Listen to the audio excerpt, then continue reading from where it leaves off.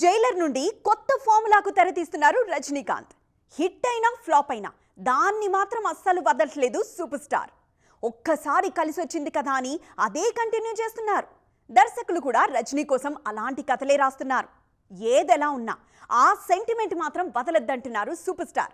ఇంతకీ ఏంటది? దర్శకుల కంటే కథ కంటే ఆ ఒక్క విషయంలో మాత్రం రజనీకాంత్ చాలా జాగ్రత్తలు తీసుకుంటున్నారు.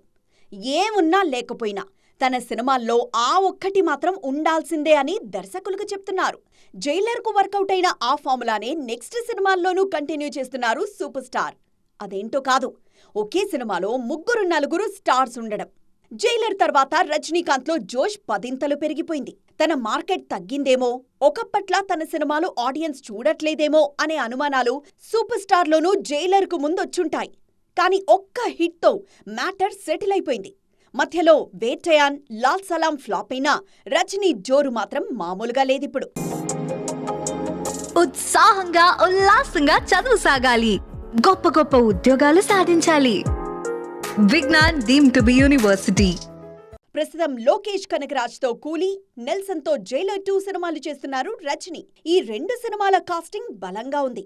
వేటయాన్లో రాణా, అమితాబ్, ఫహద్ ఫాజిల్, రితికా సింగ్, మంజు వారియర్ లాంటి స్టార్స్ నటిస్తే, కూలీలో మంజుమల్ బాయ్స్ ఫేమ్ సౌబిన్ షాహిద్తో పాటు నాగార్జున, ఉపేంద్ర, ఆమిర్ ఖాన్ కీలక పాత్రల్లో నటిస్తున్నారు. కలీసా పాత్రలో నటిస్తున్నారు ఉపేంద్ర.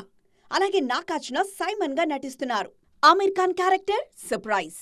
జైలర్ 2లో శివన్న, మోహన్ లాల్ పాత్రలు కంటిన్యూ అయ్యే అవకాశం లేకపోలేదు. వాళ్లతో పాటు బాలయ్య కూడా యాడ్ కానున్నట్లు తెలుస్తోంది. మొత్తానికి జైలర్ తర్వాత తన సినిమాలను స్టార్స్తో నింపేస్తున్నారు రజనీ.